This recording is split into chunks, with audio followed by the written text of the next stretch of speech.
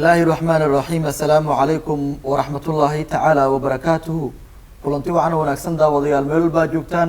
يسيول بانوضا ونيسان كسر هذا برنامج كقارن إقرال وحلقان وكلا كداوتان تلفزيون قارن كصوماليات حلودي السدحية مقالة مقدشو تضوات كان برنامج كان وحن كوي يجدونا لقينا لما عبحي قرعيل جنات وحاسو صاري أما قري وتضوات كان برنامج كمرتين وواء مصطف ورسمة صبرية تيم عادي وكمل بعض القليل الصوماليين وورين أن كسر دويو مرتين تضوات كان برنامج كمرتين وواء مصطف صدوه بسم الله الرحمن الرحيم عبد الله يبقى وما حسنت هاي برنامج كقلن يقرالي تلفزيون كقرن الصومالي وورين بل وحا وربحينكم ونقسيسا معلومات وحنبار السنة هاي لقناها لما قاعد بحي قرعيل الجنات بسم الله الرحمن الرحيم قرعيل الجنات waa mid kamid ah magaalooyinka Soomaalida ama degmooyinka Soomaalida oo dhacda gobolka Galgaduud waa magaaladii aan ka imid runtii taariikhda magaalada ayaan isku dayay inaan qoro maadaama taariikhda magaalada aysan hore u qorneen yani xiliyadii hore waxa noo qori jiray waa dadkii cadaanka ahay ama Talyaani ha noqdaan ama Ingiriis ama Masaaridi ha noqdaan marka waxaan isku dayay inaan frameworkaas bedelo oo dadka Soomaaliyeed ay wax qoraan si dhalinyarada inay magaalooyinka taariikhda qoraan hay-adaha wax ku qoraya runtii waxa waaye kama turjumayaan diintaada iyo dhaqankaaga waxay ayagu markii ay jecel yihiin un bay ku bees gareynayaan runtii macluumaadka uu koobay buugas waxa waaye taariikhda magaalada aasaasayaashii magaalada yani noocyada guurka magaalada xoolaha magaalada dadka caanka ah ee degmada ka soo jeeda isbedelada muuqda ee magaalada ama horumarka ka jira iyo waxyaabaha kala duwan ee magaalada ka qabsoon muxuu yahay fariintu wax baarsan yahay deegaanahan aad qortay runtii fariintu waxa baarsan yahay waxa waaye raacntii tusaale wuxuu u yahay degmooyinka kale ee Soomaalida in yani taariikhdooda la qoro leanahu taariikhda Soomaalida ma diyaarsano oo waxyaabihii la qoray cataa oo taariikhaha runtii waxa waaye qofkaas oo qorayo wuxuu ku bees gareynayaa fikirkiisa iyo waxyaabaha ummadda Soomaalida ka aaminsan yahay marka diganahan wuxuu tusaale u yahay degmooyinka kale ee Soomaaliyeed maadaama bartamaha Soomaaliya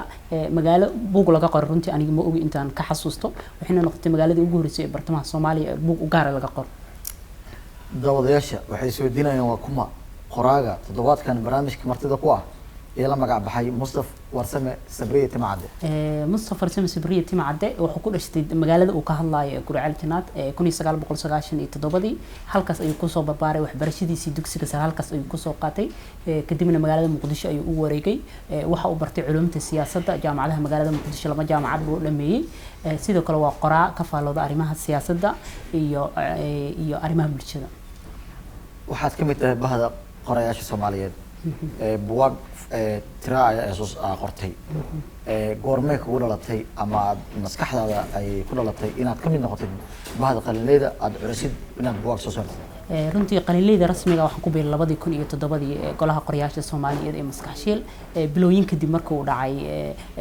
buug feerkii weynaa ee Muqdisho markii ugu horeeyay aan ka qayb galay buug feerkii Muqdisho 2017 runtii waxyaabo badan waan ka faa'iiday runtii wax in noqday taariikh waxyaabo badan ayaan ka faa'iiday runtii inaan madala tago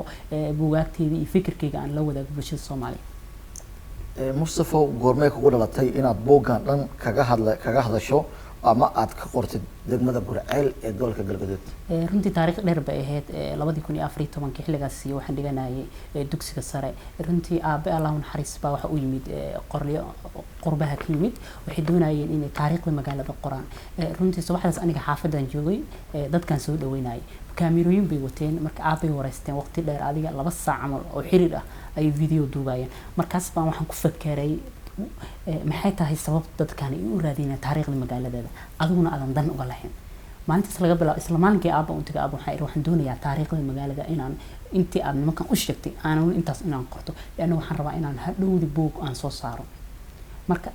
aabba iga caawiyay runtii iyo dad kale oo deegaanka caanka ah oo aan isla runtii indhihii deegaanka ah ayaan u tagayay laanahu haddana dhibka aan odayaasha kala kulmayo waxa oday ka soo xukuleeyahay maandhow magacayga ha sheegin wuxuu u qabaa haddii magaca warbaahinta loo adeegsado ama qandaraas lagu soo qadanayo ama sirdoon ama la basaasayo qofkan ayuu wuxuu ku aaminayaa inuu wax kale waxaa jira caqabado soo wajaha bahda qalinleyda Soomaaliyeed hanrato qoraalka dhibaato badanna waxay kala kulmaan bulshada maadaama bulshada ay tahay akhristayaasha waxyaabaha ay soo qoran bahda qalinleyda misleedahay waxaa jira caqabado misleeda waxaa loo baahan yahay xal waaro oo loogu heli lahaa si loogu gudbi lahaa dhibaatooyinkaas. aad iyo aad runtii waxaa jira caqabado waaweyn oo aan indhaha laga dada karin siba markii la qorayo degmo taariikh ka qoraysid runtii dadka qaarkood waxay u qabaan inaad waalan tahay. waxaan xasuustaa mar aan daraasad ku sameynayay geela Soomaalida oo ay ka qayb galeen dad 100 qof oo da'doodu u dhaxaysay 18 jir ilaa 9 jir. runtii dadka qaarkood baa waxay dhahayeen wiilal dhalinyaro ah yimid markaas dhahay Mustafa maalmahan caadi ma tiidinimo waa la rabtaa يعني وحي وقبان يعني البارس دم وحي كأمسيين دد عدان إنه وح كلا سمي كران ما أمسنا دد كودي Soomaaliyeed أو ديجان كوح كبرتي إنه البارس رنتي عقباتها وح كم إذا دد كديجان كأدم كبرار السنين أو مركي هذا وح أرورينا يا أركاي إنه يسكل أوقاتنا ولسلين كان يهو وح كوجرا تضبط كي يعني وقلب قاعد لها قرآل صور نوعية أي لذا محاط كشرح كرتا وحيا وهي عن قطار رنتي قرآل يعني ومجالة كترسن برطمان الصومالية 490 كيلومتر أي دنك وقوي كبير أنت مجالة عاصمة مقدشة هذا حرمت الدولة قبل كجلم تقولوا سمرين ما 7 كيلومتر وجرته رنتي ودول قلة الحجانة من بيسرتي روكو أدو يريحي ونقول عيد جدود انت هاي سيدا عاد قبل كجيل جدود قيبة كم إذا عاد كوارتين رنتي ضد واحد صوماليات أو قيمة بدن سنة أمي سنة هاي ومال عنكو يعني برشة الدين الإسلام كا وحكى سوجي ضد علماء وعن كحسب كانوا شيخ أنس أو كم إذا علماء ووينا ديجانا ذا قلم دوك ma jiraan dad caan ah oo magaalada ka soo jeedo oo taariikhda kaga jira dalka runtii way jiraan dad caan ah oo deegaanka iyo dalka Soomaaliyeed waxa ka xusi karna waxa way General Nuur Galaal oo hogaaminayay dagaalkii 77 mid kamid ah colaadihii Afrika ee dagaalkii qabooba waxa kamid ah xildhibaano ka tirsan baarlamaanka federaaliga ah Saciid Nuur Gareesh Mahad Salaad General Yusuf Yaad Indacade waxa kamid ah gudoomiyaha xisbiga wadajir Cabdiraxmaan Cabdishakuur ayaa deegaanka ka soo jeeda iyo dad kale caan ah sida waxaan ka soo qaadan karnaa Sterling Cabdi Caruush oo ahayd madaxii ololaha Allahu naxariis madaxii ololaha madaxweyne Cabdiqaasim Salaad Xasan maxay kaga duwan tahay magaalooyin kale Gurceel oo aad kaga qortay dhiganahan inaad inta ku guda jirtay diyaarinta dhiganahan aad qortay runtii magaalooyinka kale waxay kaga duwan tahay waxa way magaaladii aan ku dhashtay runtii magaaladii aan ku dhashtay waxa waaye fursad baan u helay waqti badanna waan ku soo qaatay runtii taasi fursadaasina waxay tahay inaan dadka deegaanka aan wax badan ka wareysto maadaama taariikhda Afrika waxay ku kaysan tahay waaye aragga ama dadka waayeelka ah waxa la yiraahdaa marka qof kasta qof waayeel ah dhinto Afrika waxa loo meeyay maktabad Afrikaana لأنه دتك كم كيتسنة library أنا library وحواي هذا اللي أنك سوق قادنا دتكاس أقوياء هندا أو واي أرك أو واي جوجا واسده هرمركا يسبدل هذا كجرا دجمدا Gurceel جولك جلجل runtii isbedelo weyn ayaa ka jira oo aan indhaha laga dadi karin runtii waxa waaye ugu dambeyn markii 2006 dad badan baa xamar ka qaxay oo xiliyadii Etoobiyaanka iyo yimaadeen Soomaaliya oo deegaanka ku laabtay runtii horumarka ugu ballaaran halkaas baa la gaaray runtii waxa la furay warbaahin kala duwan waxa la furay isbitaallo waxa la furay goobo tacliin runtii waxaan dhihi karaa waa degmooyinka markii la yiraahdo cadaadada markii laga soo dhawaado degmada labaad markii la yiraahdo dhanka fastarka jirka waana degmada populationkeeda runtii waxaan ka tusaale qaadan karnaa maalintii madaxweyne Maxamed Cabdullaahi Farmaajo uu booqanayay deegaanada Galmudug yacni dadka shacabka ah baaxadda ila ekaayeen runtii degmooyinka waxaa lagu tiri karaa degmooyinka ugu dadka badan gobolka Galgaduud uguna horumarsan san aaminsanahay haday noqoto waxbarasho haday noqoto dhaqaale inkastoo yacni markasta ay saameynayso abaaraha kala duwan ee ku soo laalaabta deegaanada Soomaalida runtii waxaas sababaya waxa waaye isbedelka cimilada climate change waxa afka qalaad lagu dhaho oo markasta saameynaya dadka nolosha maadaama dadkan yacni nolosha magaalada ku xiran tahay miiga taas waxay saameynaysaa dadkii miiga markay abaarta saameeydo waxay saameynaysaa si toos u saameynaysaa dadkii magaalada ku noolaa ma jiraan dhibaatooyin la kulantay inta aad ku jirtay diyaarinta macluumaadka aad u baahan tahay si aad u qortid buuggan la magac baxay Gurceel Janaad aad iyo aad runtii caqabadu waa waaweyn yihiin caqabada ugu ballaaran waxaan kala kulmay maalintii rabay inaan buug soo bandhigo xamar aan joogay gobolkii baan aaday 3 August 2018 xagga markaan tagay maamulkii magaalada runtii buug lama check gareyn dhibka dhacay waxa weey lama check gareyn markii xalfadii la joogay oo xalfadii la rabay in la dhigo ayuu maamulka magaalada wuxuu ku arkay dad uusan mabda ahaan runtii aysan ku qanacsaneen waxaana kamid ah buugga waxa ku jira Xasan Daahir Aweys oo aniga yacni waxaan ka fiirinayaa dhanka caanimada kama fiirinayn dhanka mabda ayagana waxay ku saleeyeen ninkan wuxuu ahaa nin la soo dagaalamay oo shabaab waqti dheer ka soo yacni marka aniga waxaan ka fiiriya dhanka kale oo ah yacni dhanka caanimada runtii xalfadii socota waxaa dhacay interruption ama xalfadii in la boos gareeyo runtii dadka deegaanka way ka dhidhiyeen kadibna isla markiiba asbuuc ka bacdi magaalada muqdisho ayaa dib ugu laabtay waxaana ka qayb galay bandhigii buugaagta muqdisho 14 September ayaa xalfad qaran buugii loo sameeyay runtii oo ay kasoo qayb galeen gudoomiyaha ururka haweenka ee aqalka sare senator Maama Jawaahir Axmed Cilmi xildhibaanka deegaanka laga soo doorto Mahad Salaad iyo qaybaha kala duwan ee bulshada deegaanka soo jeeda tan iyo soo bandhigista buugan ee Gurceel Jannaad falcelinta bulshada iyo habka qoraalkaaga ma jiraan waxyaabo kaaga soo noqday aad u baahatay inaad dib ugu saaxiib runtii haa qaladaad badan waa aaminsanaa runtii culimada waxyaabaha badan isku haysana waxay ahayd yani waxay dhaheen maxaad ugu soo dari weysay dadka kale oo deegaanka qiimaha ku lahaa oo dadkii ahlu sunnada u soo halgamay anin waxaan ku beesgaray waxaan iri dhibaatada ugu weyn ee haysto waxa waaye xogtaan anigu waa og tahay xogaha qaarkood waxaa laga helaa google-ka laga helayay marka waxaan iri يعني يحبها قاركود مركي جوجل كأن كرادي رنتي وان كواي تصالحان الشيخ محمد يوسف حيفو إذا ما حتى عرف بس وجوسه درويسي وماشي حسن دهر أو يسا وقدرتي رنتي وحنير مركها جوجل كمان كرادي مهل وحفرين ولا قري وحن هلا مقال ير أو ريدي مقدش أو كقري ما نتي جريسة رنتي تاريخ السنة وحيري كمان برارك السنين وحياة قدر الله هنا ويهد رنتي أنا يعني فكر كي يكون مجرد قيمة كل الدنيا كأنه تاريخ القريب doorka qoraalka dhalinyarada Soomaaliyeed ee bulshada dhalinta door intee ay ka qaadan karaan si shacabka ay u helaan qoraal dhan walba ay kaga anfaco runtii bulshada door weyn ayaa bulshada kaga aadan inay dhiirigeliyaan dadka qorayaasha runtii waxa waaye dadka qaarkood waxay dhahaan qofka qorayaasha dadka fuqarada wax qora runtii qofka doo aragsan yahay waxa weeye wax qori maayo marka inay bulshada ku baraarugsanaato يعني قرالك هذا تصالحان دنيا هرومرتي تصالح مركب ترين لسارين هاي أما بس لسارين هاي قف وبدن دتكو حكومة مشغول سين قف أما جرنا له آخر السنة أما ورقيس بو آخر السنة أما واحد مركز انتفاعي بو آخر السنة وأنتوا وضدا تصالحان كبحاي كيلو متر زيرو زوبك ودقاي سمان انت لاقي أي كويلتي دجالة السكية ذاك كدعي دجمة Gurceel قولك قولك runtii dagaaladii sokeeya ama dagaaladii ahliga ee wadanka soo maray guud ahaan Soomaaliya si baabaan ay u saameeyeen siba deegaanadaas runtii waxyaabaha ay ka saameeyeen waxa kamid ah dhinac walba runtii markii dawladda la helo wax badan baa yani horumar laga gaaraya MCH yaa la helaya xarumo boolis runtii waxaan u mahadcelinayaa xilliga madaxweyne Xasan Sheekh Maxamuud waxa la dhisay xarunta degmada la dhisay guriga ururka haweenka oo degmada ayaa la dhisay guriga martida ayaa la rabay in la dhiso laakiin waa laga gaar waayay runtii dawladdu waxay kala maqan tahay runtii ma qiyaasi kartid oo yani horumar ah oo la doonayo in isbedel lagu sameeyo marka dawlad la'aanta saameynta weyn ay ku lahaatay waxa kamid ah yani waxbarashada ma jirto yani waxa ku yaala jaamacadda dhaqan celinta reer miyiga oo runtii jaamacadii ugu qaalisanaa runtii ayadoo asbuuciyo furan bilooyin ayadoo furan waxa ku dhacay qabtii oo laga saaray dawladda Maxamed Siyaad Barre wadanka runtii waana la burburiyay runtii dadka kuma baraarugsan waxyaabaha la yaab waxa kamid ah kuwan booqday runtii say u burbursanta dadku waxay dhahaan dadka dhanba waxay aaminsanayeen fikirkan inuu yahay fikir shisheeye jaamacadan ay la kuma fakareen hantidan Siyaad Barre uu tagayay hantida ummadda Soomaaliyeed oo haraysa dhismaya runtii way la burburiyay runtii waxyaabaha nasiib darrada ah oo aan deegaanka ku arkay ay kamid tahay runtii dawlad la'aantuna waan ka soo dharagnay oo saaka qof faal looga saarayo ma jirto oo la dhahayo runtii yani dawlad iyo dawlad la'aan waan kala garanay mid kamid ah cutubiyada dhiganahan wuxuu ka hadlayaa dhaqanka maxaad ku sharaxday dhaqanka degmada Gurceel runtii dhaqanka degmada Gurceel waxa weeye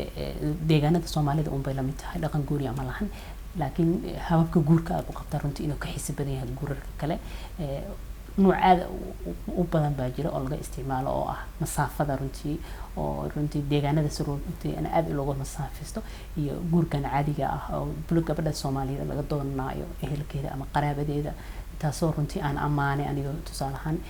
runtii guurarka kala duwan waa guurarka inta badan ee deegaanada Soomaalida laga isticmaalo runtii kama baxsano laakiin guurkan masaafada ayaa runtii dareen gooni ah lahaaday waxbarashada iyo dhaqanka waxbarashada ee dhalinyarada degmada Gurceel maxaa ku sharaxday runtii dhalinyarada waxaa jira urur sports oo magaalada leeyahay waxaa jira 10 kooxood oo magaalada ka hirgala yani waxaa jira stadium caan oo magaalada oo leeyahay Shimbir Onshe oo runtii fagaaro weyn oo fagaaraha xorriyadda aan ugu nirahnaa oo runtii markii fantasiya la sameeynayo ama mahrajaan doola tus markii la sameeynayo meesha magaalada isku yimaadaan runtii dhalinyarada magaalada 10 sano ugu dambeeyay runtii isbedel weyn baa la helay isbedelkaasna waxa keenaya waxa way baraha bulshada iyo dhalinyaradii oo fahamtay runtii in qof kastaba soo deegaankiisa jooga in wax kasta uu horumarsan karo aysan yani ku xirneenin in qofka yani ama xamar u tago ama meel kale u tago soo deegaankiisa jooga qofka haduu sameeyo self employment asagu is horumariyo runtii in wax kasta gaarayo maxay kaga duwan tahay degmooyinka kale in buugaag laga qoro ee degmooyinka dalka runtii waxay kaga duwan tahay degmadan runtii waa degmadii aniga aan ka soo jeedo runtii waxaan tusaaleynaayay in magaalooyinka kale ee deegaanada Soomaalida runtii wax laga qoro laana deegaanada Soomaalida hore baan u sheegay waxa ay deegaanada Soomaalida taariikhdooda ma qorno taasi waxay gobol xaar u tahay qof kasta oo doonaya inuu deegaanka wax ka qoro runtii inuu sahlayo inuu yani haddana xogta adduunyada ugu dhib badan waxa way xogta la soo arooriyo runtii tusaale ahaan hadda maanta qoyska taariikhda Soomaalida kaaga ma baahna inaad way aragni tagtid oo aad tiraadid يعني waxaan rabaa taariikhda Soomaalida inay iga sheegay Google ka tageysba way soo dejinaysaa wixii aad iska saxaysaa wixii aad isleedahay khaladad ku jira si fiican aad xogta u akhrinaysaa laakiin wax zero life ah oo darajada eber laga bilaabay runtii way ka caqabad badan tahay khaladad badan way dhacayaan haddana habka kaliya yani dadku way tusaale ahaan hadii la yiraahdo Cabdullaahi yani wax qor habka wax qoraysa iyo fikradaha aad wax qoraysa runtii way ka duwan tahay tusaale angalka aad wax ka eegaysid ama xagasha aad wax ka eegaysid iyo xagasha aniga Mustafa ahaan wax ka eegay runtii way kala duwan tahay dadka qaar kood baa kugu dhaliilaya oo ku dhahaya runtii maxaasan uga soo tagtay marka aniga waxaan ugu jawaabaa yani markasta bilawga wanaagsan يعني فاستيغا مدنانت اسكله ما ahan qofku yani khaladka koobaad qofka looma qabto yani waa khaladka uu bulshada kula bar lahaa ma aan khaladka koobaad ee bulshada loo qabanayo magaalada Muqdisho waxa lagu soo gabagabeeyay bandhigii shanaad ee Muqdisho Book Fair waxa jiray arweyn loo ornaa buugaag Gurceel waxa kamid ahayd meelaha ku yaala maktabadaha ee buugaagta la ornay misleedahay waxa wax ka weyn ka bedeli kartaa buugaagtaas lagu deeqay maktabada Cadaado Gurceel aan dhahay akhriska iyo qoraalka runtii waa sax wax weyn bay ka bedelaysoona dadka Mareykanka waxay dhahan librariyadu waa jaamacad bilaasha qofku aduu library tago wax buu akhrisanayo wax buu qoranaya haddana lacag lagama qaadayo runtii waxaan aaminsanahay isbedel weyn in deegaanka ku abuuriso waxaan u mahadcelinayaa naadiga akhriska qoraalka oo aan madax akhriska qoraalka runtii wuxuu hirgeliyay 4 maktabadood ayuu gobolka Galgaduud ka hirgeliyay maktabada Cadaado Balanballe Caabud Waaq iyo maktabada Gurceel oo dhawaan la furi doono runtii taas waxay tahay kacdoon هذا مقالة مقدشة وكلا واحد يعرف سدح مكتبة إني كتالة مرك قبل الجدود اللي يرادوا برتمها الصومالي رنتي إني أفر مكتبة الله جهله رنتي وحيا بقولي عن سكر ولا نحي دورك أخرسك بالشدة مكتبة دا Gurceel وهذا حبين كتاهي ذاتك وأربنا بوقتها إسلام هاي وحكالون كي قادن كرتا إن له قرال أخرس bulshadana ay ka faa'iidaan runtii bulshadu wax badan ay ka faa'iideysaa oo maktabad hadii la dhiso wax weeye maktabada ayda 12 qaybood maktabada jirta maktabada public library jira maktabada national library jira mid jaamacadaha jira tan waxa waaye mid loogu talagalay bulshada yani bulshada deegaanka yani hadii waag hore qofka lagu ababi jiray xoolaha iyo qoryaha runtii aan ku xarabnaa inaan fikirkaas bedelno oo la yiraahdo qofkii wax akhri inaan sameeyno akhris wadareedyo runtii waxyaabaha aan dhiirigelin waxa kamid ah in la sameeyo habeenka doorka oo dadka abwaaniinta ah oo fanaaniinta ah in la marti qaado oo bulshada la baro laanahu qof kaste waxa way waxba ku dadan laakiin qofka waxa la doonaa inaan bulshada ka soo saarno runtii waxaan u mahadcelinayaa mar labaad iyo mar koobaadba naadiga akhriska qoraalka Galgaduud oo runtii howlo fiican deegaanka iyo deegaanada Galmudug ka haya waxa tahay mid kamid ah dhalinta baratay culuumta siyaasadda in badan waxa ka hadashaa isbedelada dhaco mudooyinkii dambe geeska Afrika isbedel ka dhacay isbedelkaas Soomaaliya kaalin inta laga ay kaga faa'iido kartaa maadaama hadda adduunku noqday iskaashi iyo xulafaysi runtii Soomaaliya waxa la yiraahdaa ama buur noqo ama buur ku tirsanaaw isbedeladan waxay saameynayaan mandiqada geeska Afrika isbedeladii hadda ra'iisul wasaaraha Ethiopia Abiy Ahmed uu sameeyay runtii waa wax wanaagsan si hadii loo dhaho haddana si kale hadii loo dhaho runtii Soomaaliya uma wanaagsana Soomaaliya waa wadan civil war ka soo baxay dagaal ahliya ka soo baxaya runtii lama jaan qaadi karo wadan 20 sano ama 40 sano dhisnaa haddii la yiraahdo Ethiopia iyo Soomaaliya hal isku daafuro hal isku daro runtii anaa dhibaato noo saameynaysa dad 100 milyan oo baahan un baan ka soo daadinaya oo dekada aan lahayn runtii dadkeenuna waa dad 10 milyan 12 milyan aan ka badnayn runtii marka dawladda Soomaaliyeed iyo dadka siyaasiyiinta waa inay fahmaan isbedeladaasi inay yani si qoto dheer looga hadlo oo aan la dhihin hana isku keen daro oo si kasta yani aan looga faa'iideysan isbedelada ka dhaca geeska Afrika iyo dhalinyarada Soomaaliyeed sidee isku la gali karaan dhalinyarada Soomaaliyeed runtii isbedelo badan ay ka sameeyeen geeska Afrika ama ummadda dhulka af Soomaaliga laga hadlo runtii waxay sameeyeen madalo kala duwan aan isleeyahay runtii waxyaabo badan faa'iido badan ayuu leeyahay waxa kamid ah madal dhawaan la sameeyay runtii aan aad u taageeray oo ah madasha dhalinyarada bandhiga hibada dhalinyarada Soomaaliyeed oo lagu qabtay jaamacadda ummadda Soomaaliyeed qaybta kilometer 4 runtii waxa la isku keenay dhalinyaradii hibada lahayd ama farshaxanista ha noqdo ama culum siyaasadda ha barto ama caafimaad ha barto ama si kale waxa u bartay runtii waxa weeye isbedel in la sameeyo runtii wadanku wuxuu ku soo jira dib u kabasho runtii waxa weeye dib u kabashadaasna waxa looga baahan yahay waliga speed xawaare sare lagu socdo runtii wadan kasta oo civil war ka soo baxayana waxa weeye horumarka uu gaarayo ma ahan mid hal maalin lagu dhismo karo ilaa waxa la yiraahdaa Roma hal maalin lagu ma dhis Muqdisho hal maalin lagu ma dhisi karo dadka badanaa waxay isweydiiyaan magaca Gurceel Janaad Gurceel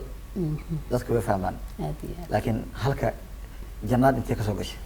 runtii dadka qaarkood waxay dhahaan Janaay Janaay baa ka keento Baydhabo tan ka soo yani ka soo qaadatay runtii waa sax sina waa la dhihi karaa sina lama dhihi karo runtii aniga ayadoo la dhaxayo aan arkay magaalada oo la leeyahay magaaladeena Janaadkuna waxa weeye barwaaqada magaalada iyo nabadda ay haysta runtii oo musiibada ummadda Soomaaliyeed ku habsatay ama dagaaladii ahliga runtii waxaan isleeyahay way ka gambaneed runtii magaca Gurceel Janaad wuxuu ka yimid xilligii ugu horeeyay Gurceel markii ereygaas hadaan isku fasiro wuxuu ka yimid Talyaaniga 1930 markuu xilliyada uu ku faafayay waqooyiga Soomaaliya ama dhulkan waqooyi bari ee Puntland ama boqortooyadii Hobyo yani meelihii uu maray ayaa kamid ah marka xilligaas waxa la yiri wuxuu ka qoday ceel 70 mitir masjid munawwar oo bartamaha magaalada ku yaala markuu qoday ceelku wuxuu noqday biyo dhanaana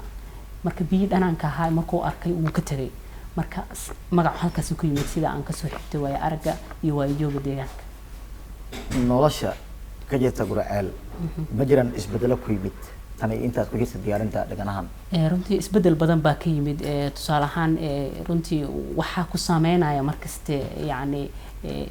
social media ama baraha bulshada ama technology-ga adduunyada waxa waaye waxyaabo badan baa ku saameynaysa hadda tusaale ahaan magacyadii gabdhaha loo bixi jiray iyo magacyada hadda loo bixinayo runtii farq weyn baa u dhaxeeya hadii waaga hore Cambaro iyo Axado loo bixi jiray maanta Miski iyo Muna loo bixinaya runtii waa isbedelada aan dareemi karo guud ahaan geeyiga Soomaalida ee ku dhacday siiba deegaankeena ay ku dhacday qaybay dambe barnaamijkan isla soo gaarnay Mustafa muxuu yahay qorshahaaga mustaqbalka dhow maadaama aad ka mid tahay bahda qalinleeda isla markaana dhanka siyaasadana ee ka faloodo runtii ambitionkayga ugu weyn waxa waaye siyaasi inaan noqdo siyaasiga aan rabana ma ahan siyaasiga Soomaalida 20 sano qofka siyaasi markii la yiraahdo dhalinyaro siyaasi furo fasir wuxuu يعني بس قرينا environment كديان كوسابسن أو يعني وحنبارسيه هني بورصة أو على أو يعني بالشدة لبعتن كيف كرايا وحيابها كلية أو كرسي وكو إبسنا رنتو حرمنا سياسي dad kan iyo deegaanka iyo dalka u deeqayo runtii dalkan aan leenahay meel aan uga soconana ma jirto runtii waxaan yani aniga waxaan ku soo koray 20 sano dadkii ugu dambeeyay runtii waxaan markasta aaminsanahay dhibaatada bulshada qof kasta dhibaato bulsho soo maray waan aaminsanahay yani dhalinyaraduna oo ogtahay waxay wax ku soo barteen hooyooyinkoodii aad soo gacan qabtay runtii qof kastaba waxa way waalidkiisa iyo dawladdu waxna ma soo barin oo waxa way isxilqaan leeyahay barnaamijka isxilqaan oo waxbarasho ayaan ku soo baran guud ahaan intaas ayaan kusoo gabagabeynayaa barnaamijka qalin iyo qoraal oo toddobaadkan martiin ugu ahaa Mustafa Warsame Sabriye Timacade qoraaga dhiganaha la magac baxay Gurceel Janaad barnaamijka dhinaca kaamirada waa Maxamed Markeezi Marian Cali Ayad iyo Cismaan Nuur Abkey dhinaca farsamada waa Muuse Cabdi Cali anigoo Cabdullaahi Axmed Kulmiye ayaa la socodsiinayay inta barnaamijka mid labadan ku kulmi doono waxay kaga tagay sida ay nabadgelyo assalaamu calaykum wa rahmatullaahi ta'ala wa barakaatuh